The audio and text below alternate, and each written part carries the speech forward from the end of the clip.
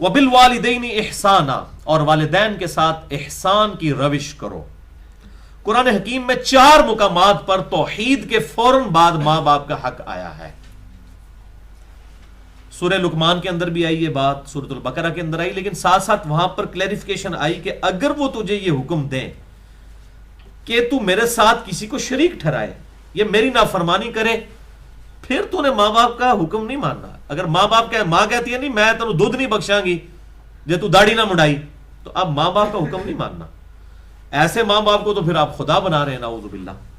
نہیں، اسی لیے بخاری اور مسلم کی متفقن علیہ حدیث ہے کہ تم میں سے کوئی شخص اس وقت تک مومن ہی نہیں ہو سکتا جب تک کہ میں اسے اس کے ماں باپ، اولاد، سب لوگوں سے بڑھ کر عزیز نہ ہو جاؤں۔ اس کا مطلب ہی یہی ہے کہ ماں باپ، رشتہ دار، بیوی بچے ایک طرف کھڑے ہوں اور اللہ کے محبوب صلی اللہ علیہ وسلم کا فرمان دوسری طرف ہو تو ان کو چوائس کرنا ہے۔ پھر نہ ماں باپ کا لحاظ کیا جائے گا، لحاظ سے مراد یہ نہیں کہ ان کے ساتھ لڑائی کی جائے گی، خاموشی اختیار کر کے کرنی آپ نے وہی ہے جو اللہ کے محبوب صلی اللہ علیہ وسلم کی طرف سے حکم دیا گیا ہے۔ کیونکہ ماں باپ کے حق جو ہے یہ ہمیں کس نے سکھایا ہے؟ اللہ اور اس کے رسول صلی اللہ علیہ وسلم۔ ورنہ انسان کو تو وہی کچھ کرنا چاہیے جو اس وقت گورے کر رہے ہیں۔ اولڈ ایج ہاؤسز انہوں نے بنائے ہوئے ہیں، وہ کہتے ہیں جی جوانی میں انہوں نے یاشی کیا، اب ہماری یاشی کا وقت ہے، اٹھا کے ان کو وہاں پر پھینک دیتے ہیں۔ یہی کرنا چاہیے انسان کو، جو اینیمل انسٹنکٹ ہے نا انسان کے اندر، اس کے تحت یہی کچھ کرنا چاہیے۔ لیکن انسان کے اندر ایک اخلاقی حص ہے، مورل ویلیوز ہیں جن کو پروفٹس نے آ کر اجاگر کیا ہے۔ اس کا تقاضا یہ ہے کہ نہیں، ماں باپ نے بچپن میں آپ کے ساتھ حسن سلوک کیا، اب آپ کا بدلہ اتارنے کا وقت ہے۔ لیکن بدلہ اتارنا یہ نہیں ہے کہ ماں باپ جو ہے وہ حق سے اناد کرنا شروع کر دیں۔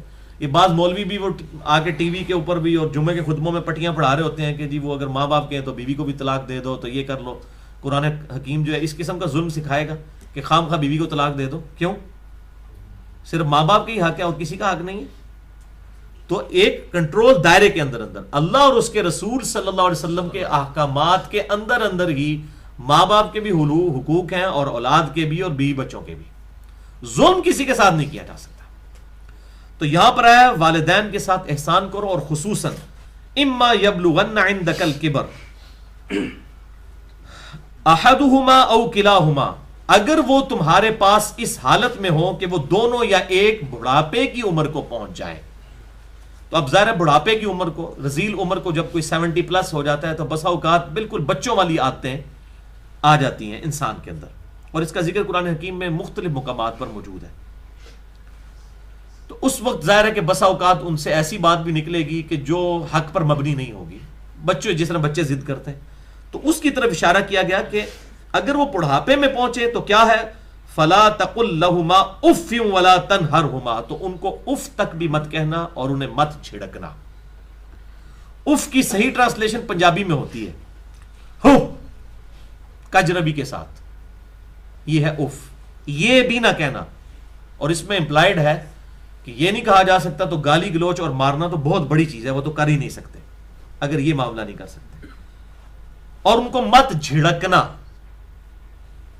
وَقُلْ لَهُمَا قَوْلًا كَرِيمًا، اور ان کے ساتھ بات بڑی نرمی کے ساتھ کرنا۔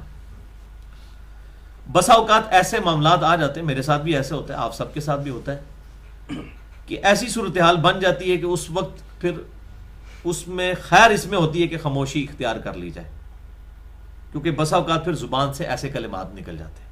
اگر آپ کی نیت درست ہے تو وہ آگے آ جائے گا، پھر تو اللہ تعالیٰ معاف کرنے والا ہے۔ لیکن اگر کوئی شخص عادتاً ایسا حرکت کرتا ہے، ماں باپ کے ساتھ ظلم کرتا ہے، یا اپنے بیوی بچوں کی وجہ سے ان کو پس پش ڈالتا ہے، تو وہ تو پھر سخت گرفت میں۔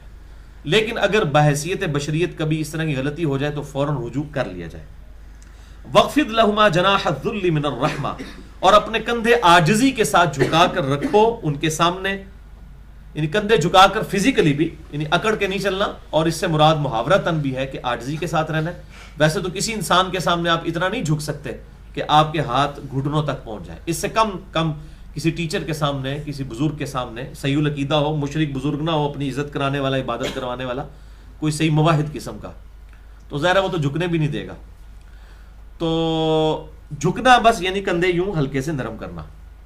تو اس سے یہ بھی بات پتہ چلی کہ کسی بزرگ کے احترام کے لیے اگر کوئی یوں شخص تھوڑا سا جھکتا ہے یا کسی کے لیے پروٹوکول کے لیے کھڑا ہو جاتا ہے اگر اس کے دل میں نیت نہ ہو، کیونکہ جامعہ ترمذی میں حدیث ہے کہ جس کی خواہش ہو کہ لوگ اس کے احترام کے لیے کھڑے ہوں وہ اپنا مقام دوزخ میں دیکھ لیں، اس کے دل میں خواہش نہیں ہونی چاہیے، لیکن آپ پروٹوکول دے سکتے ہیں، اس میں کوئی حرج نہیں ہے۔ تو یہاں پر آیا کہ عاجزی کے ساتھ ان کے ساتھ بات کرنا، اپنے کندھے جھکا کر رکھنا، وَقُلْ رَبِّ ارْحَمْهُمَا كَمَا رَبَّيَانِي صَغِيرًا، اور بڑی پیاری دعا سکھا دی، اور ان کے لیے دعا کرنا رب ارحمہما، اے رب میرے ان دونوں پر رحم فرما، کما ربیانی صغیرا، جس طرح جب میں چھوٹا تھا انہوں نے مجھ پر رحم کیا تھا۔ کیسی اینالوجی بنائی ہے، یہ لاجک بھی دے دی ہے ماں باپ کے ساتھ حسن سلوک کرنے کی۔ بیسیکلی وہ لوگ، یہ اب ظاہر ہے قرآن حکیم اس وقت نازل ہوا ہے کہ جب معاشرتی ویلیوز اس لیول کی نہیں تھی۔ یہ آج جو عورتوں کے حقوق کی بات ہو رہی ہے، اس کی جو بنیادی دعوت ہے وہ تو آپ صلی اللہ علیہ وسلم نے اٹھائی ہے۔ اسی طریقے سے ماں باپ کے حقوق کی بات، اب اس طریقے سے وہاں پہ حقوق یہ کر رہے ہیں کہ اولڈ ایج ہاؤسز میں ڈال رہے ہیں، لیکن وہاں پر بھی جو مسلمان ہو رہے ہیں نا، کرسچنز، وہ چن چن کے پھر اپنے ماں باپ کو اپنے گھروں میں لے کر آ رہے ہیں، اور ان کی یہ اخلاقی روش ان کے اسلام لانے کا بھی سبب بن رہی ہے کہ یہ ریلیجن جس نے یہ چیز، اچھا یہ انسان کو ابھی جوانی میں احساس نہیں ہوتا، اچھا، اور ماں باپ بھی جو ہے نا، انہوں نے جوانی میں جو کچھ کیا ہوتا ہے نا، تو وہ اپنی اولاد سے زیادہ ایکسپیکٹ کر رہے ہوتے ہیں۔ ان سے پوچھا جائے تسی آپ کے کر دے رہے ہو، ٹھیک ہے؟ تو ماں باپ کے اگر حقوق ہیں تو اولاد کے بھی حقوق ہیں، صرف ماں باپ کے حقوق نہیں ہے، اولاد کے بھی حقوق ہیں۔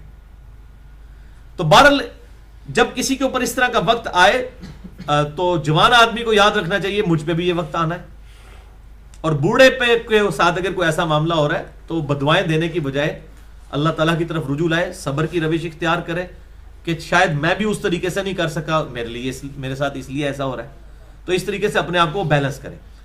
بہرحال اولڈ ایج ہاؤسز کا جو کنسیپٹ یورپ کے اندر موجود ہے، اس کے اوپر کاری ضرب صرف اسلام کی تعلیمات ہی ہو سکتی ہے، ورنہ وہ چیزیں ختم نہیں ہو سکتی، اور یہ اسلام کی تعلیمات ہیں۔ خصوصاً آپ سب کانٹیننٹ کی اگر بات کریں، اسلام سے ہٹ کے بھی جو چائنا، پاکستان، انڈیا کا اور بنگلہ دیش کا کلچر ہے، یہاں پر ویسے ہی مورل ویلیوز بہت اچھی ہیں اس اعتبار سے، ماں باپ کے حقوق کے اعتبار سے۔ تو یہ دعا سکھا دی کہ ان کے لیے دعا کرنی ہے، رب ارحمہما کما ربیانی صغیرا، اے رب ان دونوں پر رحم فرما جس طرح بچپن میں ان دونوں نے مجھے پالا تھا۔ یہ ہے اس کی ریزن۔ اور انسان کا بچہ سب سے ناتواں ہے۔ بلی کے بچے کو بھی آپ اگر اس ٹیبل پہ رکھ دینا نیچے نہیں گرے گا، لیکن انسان کے بچے کو ادھر رکھ دیں تو گر جائے گا، اس سے کوئی ہوش نہیں ہے۔ آپ دیکھیں چوزا انڈے سے نکلتے ہی کھانا پینا شروع کر دیتا ہے۔ اسی طریقے سے جو یہ مگر بچ کے بچے ہیں، چھوٹے چھوٹے انڈوں سے نکلتے ہیں، تیرنا شروع کر دیتے ہیں۔ مچھلی کے بچے خود بخود اپنی خوراک حاصل کرنا شروع کر دیتے ہیں، لیکن انسان کا بچہ کم از کم 4-5 سال کی عمر تک تو کسی قابل ہی نہیں ہوتا۔ اسی لیے اللہ تعالیٰ نے ایک خاندان کے ادارے کے اعتبار سے ایمفسائز کیا، میاں بیوی کا ریلیشن شپ ہو، ایک اولاد ہو، اور وہ ان کے لیے کامن بانڈ بنے اور اس اولاد کی پرورش کریں، اور اس طریقے سے ایک معاشرہ وجود میں آئے۔ تو اللہ تعالیٰ نے یہ دعا سکھائی ہے، رب ارحمہما کما ربیانی صغیرا۔ یہ 10 کمانڈمنٹس والا ریسرچ پیپر آپ کو لیکچر کے اینڈ پہ مل جائے گا، اس پہ یہ لکھی ہوئی ہے۔ یہ دعا یاد کریں، اور بخاری اور مسلم کی متفق علیہ حدیث ہے کہ جب تشہد میں درود شریف پڑھ چکو تو اپنے رب سے جو چاہو مانگو، اور اس میں پروٹوکول یہی ہے کہ عربی زبان میں ہی مانگا جائے، کیونکہ عربی مسلمانوں کی یونٹی کی علامت ہے، جیسے قبلہ۔ نماز کے بعد آپ بے شک اردو میں، پنجابی میں، جس میں بھی دعا مانگیں، لیکن یہ دعائیں مسنون ہیں تو آپ انہیں یاد کریں، رب ارحمہما، اے رب ان دونوں پر رحم فرما، کما ربیانی صغیرا، جس طرح کہ میں جب بچہ تھا انہوں نے مجھے پالا تھا۔ چاہے ماں باپ زندہ ہوں یا مر چکے ہوں، ان کے لیے یہ دعا کریں، یہ بڑی پرفیکٹ دعا ہے۔ ایک تو عموماً دعا ہمیں بچپن میں یاد کروائی جاتی ہے، رب اجعلنی مقیم الصلاۃ ومن ذریتی ربنا وتقبل دعا، وہ بھی ٹھیک ہے، لیکن اس میں کچھ پہلو کور نہیں ہے، اس کے اندر وہ پہلو کور ہے۔ اے اللہ جس طرح انہوں نے مجھ پر رحم فرما، اب تو ان پر رحم فرما، میں ان کے احسانات کا بدلہ نہیں اتار سکتا، تو ان پر رحم فرما، بڑھاپے میں ان کے لیے آسانیاں فرما، یا وہ فوت ہو چکے ہیں تو قبر و آخرت کی منزلیں ان کے لیے آسان فرما، رب ارحمہما کما ربیانی صغیرا۔ یہاں پر ایسے تو بڑی لمبی گفتگو ہو سکتی ہے، لیکن ایک حدیث میں ضرور آپ کو یاد کرواؤں گا جو صحیح سند کے ساتھ جامعہ ترمذی میں موجود ہے، صحیح ابن حبان میں موجود ہے، المستدرک للحاکم کے اندر موجود ہے، کہ آپ صلی اللہ علیہ وسلم نے ارشاد فرمایا، آپ کے کانٹیکسٹ میں آپ صلی اللہ علیہ وسلم کی ایک واقعے کے اعتبار سے جو اکثر ہم نے یہ بات سنی ہے۔ ایک دفعہ آپ صلی اللہ علیہ وآلہ وسلم ممبر پر چڑھے تو آپ صلی اللہ علیہ وسلم نے نماز جمعہ کے لیے ممبر پر پہلی سیڑھی پر قدم رکھا تو فرمایا آمین، پھر دوسری سیڑھی پر قدم رکھا تو فرمایا آمین، اور پھر تیسری سیڑھی پر قدم رکھا تو فرمایا آمین۔ تو صحابہ کرام علیہم رضوان نے عرض کیا اللہ کے محبوب صلی اللہ علیہ وسلم، ہم نے آپ کو آج وہ کام کرتے ہوئے دیکھا ہے جو پہلے کبھی آپ سے عمل یہ نہیں دیکھا۔ تو آپ صلی اللہ علیہ وسلم نے فرمایا کہ جبرائیل علیہ السلام میرے پاس آئے تھے۔ اب ظاہر ہے صحابہ کو تو نظر نہیں آ رہے تھے، یہ تو بعد کے پھر بزرگوں کے اور بابوں کے دعوے ہیں کہ ہم یہ دیکھتے ہیں، صحابہ کو تو نہیں نظر آتے تھے، نہ ان کو عذاب قبر نظر آتا تھا، نہ ان کو اس طریقے سے چیزیں نظر آتی تھی، جب تک کہ انسانی شکل میں کوئی فرشتہ آپ صلی اللہ علیہ وسلم کی وجہ سے نہ آ جائے۔ آج اگر وہ کہتا ہے نا مجھے جبرائیل ملتا ہے تو اسے شیطان ہی ملتا ہے۔ جبرائیل کا تعلق آنے کا نبیوں کے ساتھ ہوتا ہے، جب نبی دنیا میں نہیں ہے پھر جبرائیل کا کوئی کام نہیں ہے کہ وہ آ کے کسی سے ملاقات کرے۔ بہرحال آپ صلی اللہ علیہ وسلم نے فرمایا جبرائیل علیہ السلام حاضر خدمت ہوئے، اور جب میں نے پہلی سیڑھی پر قدم رکھا تو انہوں نے دعا کی کہ ناک خاک آلود ہو جائے اس شخص کی، تباہ و برباد ہو جائے وہ شخص۔ یہ محاورتاً یہ بولا جاتا تھا عربی زبان میں، تیری ناک خاک آلود ہو، یعنی تو تباہ و برباد ہو جائے، تباہ و برباد ہو جائے وہ شخص کہ جس کے سامنے میرا ذکر ہو اور وہ مجھ پر درود نہ پڑے۔ اللہم صلی علی محمد وعلی آل محمد۔ تو آپ صلی اللہ علیہ وسلم نے اللہ کے حضور عرض کی آمین، مور لگا دی کہ واقعی تباہ و برباد ہو جائے وہ شخص۔ پھر دوسری سیڑھی پر قدم رکھا تو انہوں نے دعا کی کہ تباہ و برباد ہو جائے وہ شخص کہ جسے ماں باپ بڑھاپے میں ملے یا دونوں میں سے کوئی ایک ملے اور وہ ان کی خدمت کر کے جنت نہ کما سکے۔ تو آپ صلی اللہ علیہ وسلم نے فرمایا آمین، اور پھر تیسری سیڑھی پر قدم رکھا تو جبرائیل علیہ السلام نے دعا کی کہ تباہ و برباد ہو جائے وہ شخص جسے رمضان کا مہینہ ملے اور وہ اپنی مغفرت نہ کروا سکے۔ تو آپ صلی اللہ علیہ وسلم نے فرمایا آمین۔ تو یہ بڑی مشہور حدیث ہے۔ بہرحال اس لیکچر میں نے یہ حدیث بیان کی ہے، مسئلہ نمبر 77 10 کمانڈمنٹس کے اوپر۔